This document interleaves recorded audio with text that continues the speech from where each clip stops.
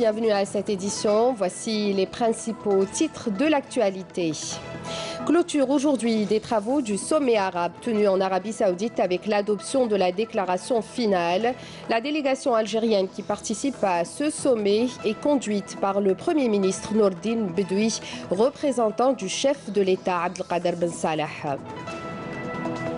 Tombée de rideau sur la 9e édition de Tej el-Coran, concours de récitation du Saint-Coran qui s'est déroulé au Palais des Expositions à Alger.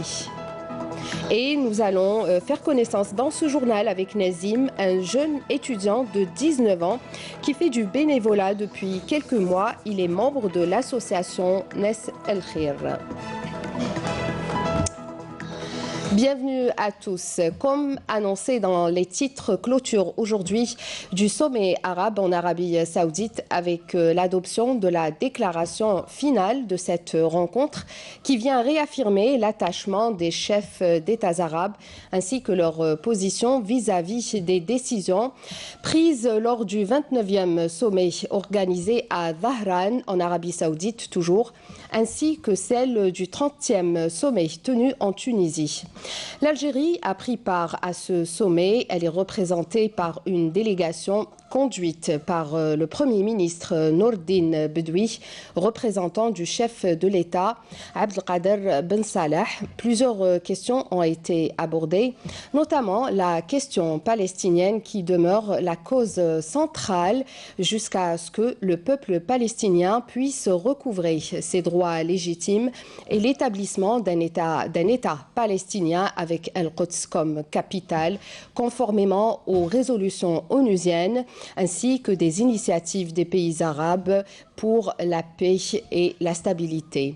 Et selon le rapport final lu par le secrétaire général de la Ligue arabe, les pays arabes tiennent à rétablir la paix et la sécurité et la stabilité aussi dans la région, un objectif majeur qui appelle tous les pays voisins tous les pays de la région à respecter les principes de bon voisinage et lutter contre la violence ainsi que la non-ingérence dans les affaires internes des pays en vue de préserver leur souveraineté. Le rapport final vient également dénoncer l'attaque aux drones ayant ciblé les 2 stations de pompage de pétrole en Arabie Saoudite, ainsi que les agressions ayant ciblé des navires commerciaux dans les eaux territoriales des Émirats arabes unis, conséquences dangereuses sur la paix et la sécurité régionale et internationale, ainsi que sur les approvisionnements et la stabilité des marchés pétroliers à l'échelle mondiale. Et en marge de ce sommet, le Premier ministre Nourdine Bedoui a été reçu par le président palestinien Mahmoud Abbas. Suivi également des travaux de la 14e session du sommet de l'organisation de la conférence islamique sous le thème Main dans la main pour l'avenir avec la participation de l'Algérie. Donc la délégation algérienne est toujours conduite par le Premier ministre Nourdine Bedoui, représentant du chef de l'État Abdelkader Ben Salah. Les participants débattront notamment des affaires politiques et économiques ainsi que la question palestinienne et des crises en Syrie, Libye ainsi qu'au Yémen. 15e vendredi consécutif des manifestations pacifiques. Vous allez voir tout de suite en images filmées ce matin au niveau de la Grande Poste en attendant le début de la marche prévue après Salat el-Jumu'ah. On y revient tout à l'heure dans nos prochains rendez-vous de l'information.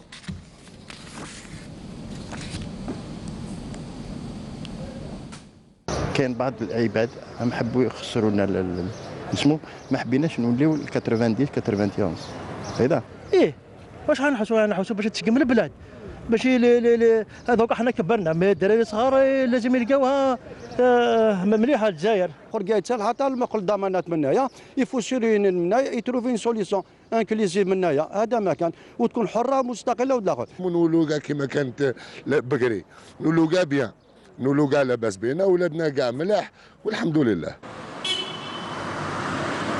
Santé à présent, le transfert des malades pour des soins à l'étranger a sensiblement diminué, une baisse de l'ordre de 97% selon le ministère de la tutelle durant ces dernières années, fruit d'une stratégie nationale élaborée par les secteurs de la santé ainsi que de la sécurité sociale.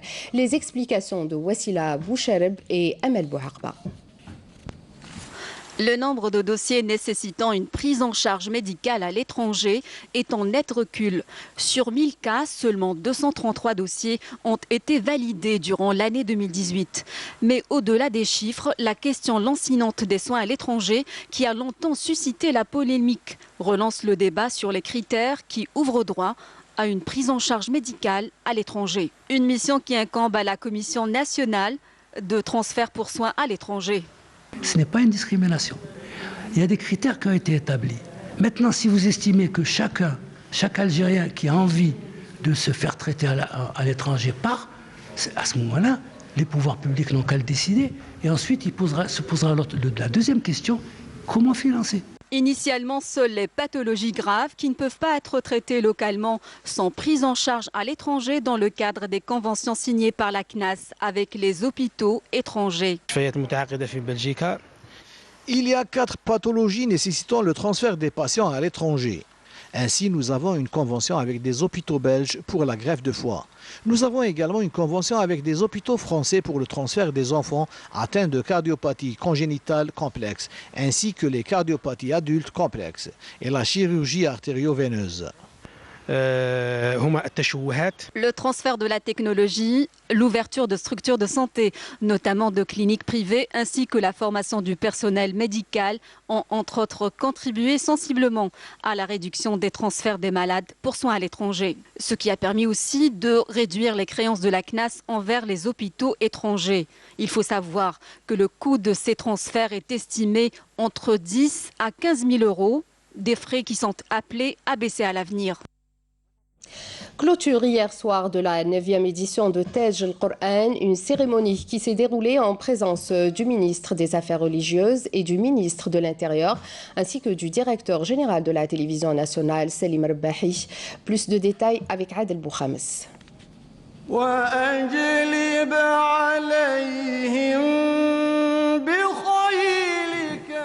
Finalement, c'est à Taïb Nourdine et Esma Baroud que sont revenues les premières places de la 9e édition de Taj al-Qur'an.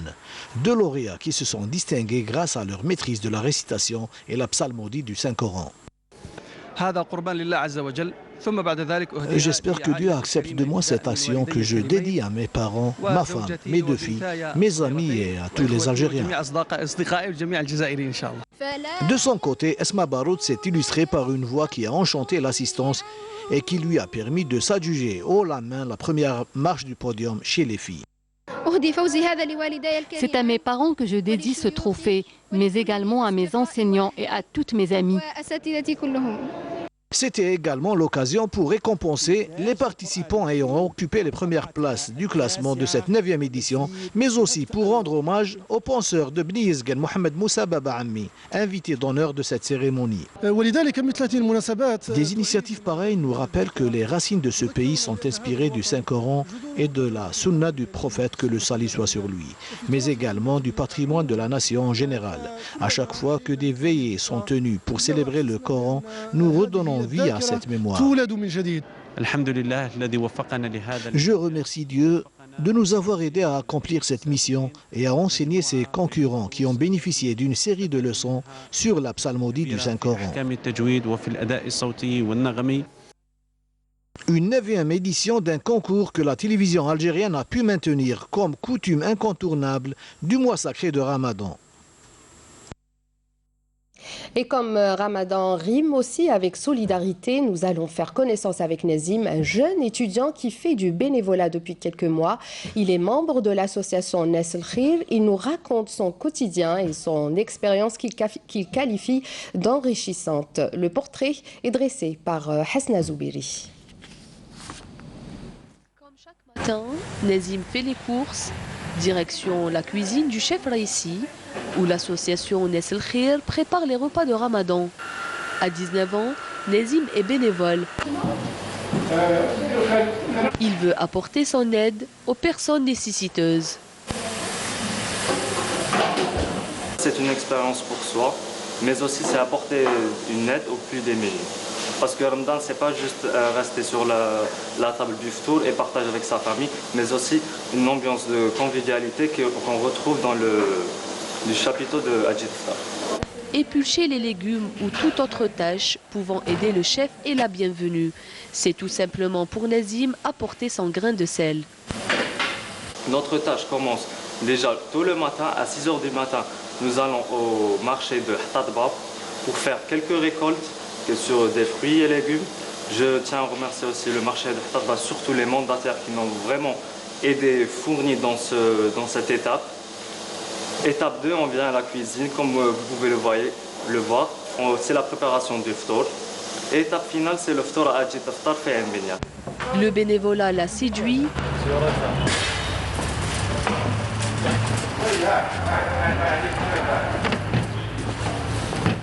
Il a appris beaucoup de choses, mais surtout à être responsable. C'est surtout le terrain. On apprend sur le terrain. Vraiment, c'est une expérience très enrichissante. Et je convie tout le monde à essayer au moins une fois dans sa vie le bénévolat, vraiment.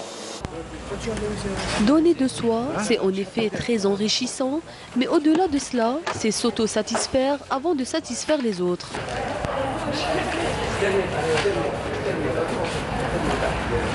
Et toujours dans l'actualité, selon un communiqué du ministère de la Défense nationale et conformément aux instructions du général de corps d'armée Ahmed Gaïd Saleh, vice-ministre de la Défense nationale, chef d'état-major de l'armée nationale populaire, relative à l'impératif de l'emploi des drones de fabrication algérienne dans les opérations de combat, notamment lors des missions de lutte antiterroriste et de la protection des frontières, et en continuité de l'opération exécutée le mois dernier dans le même cadre, des drones El Jazeir 54 Soumam, El Jazeir 54 5 juillet 62, El Jazeir 55 Zakar ont exécuté des vols de jour comme de nuit les 29 et 30 mai pour la destruction de cibles terroristes ayant été localisées lors d'une opération de reconnaissance aérienne grâce aux drones du même type.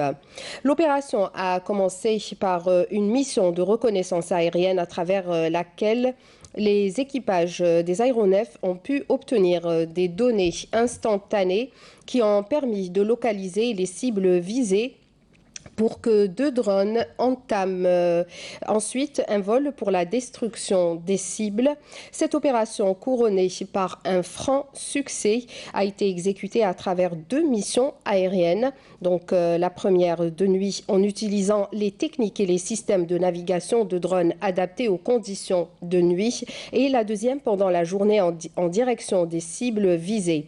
Ces 2 missions ont été exécutées dans de bonnes conditions à travers lesquelles les équipages au sol ont fait preuve d'une grande maîtrise dans l'exécution de ce genre de mission, tandis que les drones ont fait montrer de leurs aptitudes opérationnelles et au combat, ainsi que leur efficacité dans l'exécution de ce genre de mission de destruction de cibles. Et toujours dans l'actualité, des inondations ont touché durant la nuit d'hier la région de Djanet dans le sud algérien. Des crues subites ont provoqué ces inondations, provoquant des dégâts matériels. Fort heureusement, aucune victime humaine n'est à déplorer.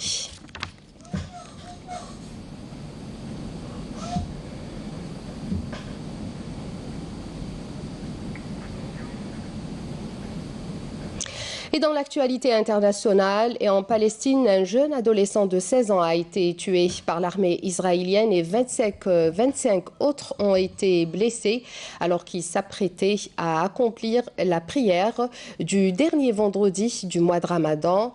Il faut savoir que plusieurs fidèles palestiniens ont été empêchés de se rendre à la mosquée. Et en Afghanistan, au moins 4 personnes ont été tuées et 4 soldats américains légèrement blessés ce vendredi dans l'explosion d'une voiture piégée qui visait un convoi militaire étranger à Kaboul. Selon les responsables, l'attaque a été revendiquée par les talibans. C'est produite donc très tôt ce matin, vers 8h40 heure locale, lorsqu'un véhicule bourré d'explosifs conduit par un kamikaze a percuté le convoi qui se trouvait dans l'est de la capitale. Et en Hongrie, les sauveteurs ont poursuivi hier les recherches d'éventuels survivants au lendemain du naufrage d'un bateau d'excursion transportant des touristes sud-coréens à Budapest et qui a fait au moins 7 morts et 21 disparus. L'Etna, le célèbre volcan sicilien toujours en activité, est à nouveau entré en éruption en raison de 2 fractures éruptives dans le cratère sud-est. Voilà, ainsi s'achève ce journal. Merci de nous avoir prêté attention. Tout de suite, la page météo complète vous sera présentée par Feriel Chir. Je rappelle que vous pouvez voir tous les programmes de Canal Algérie en replay sur les adresses, les sites internet de la télévision. Je vous souhaite une excellente soirée, une excellente journée sur Canal Algérie. Au revoir.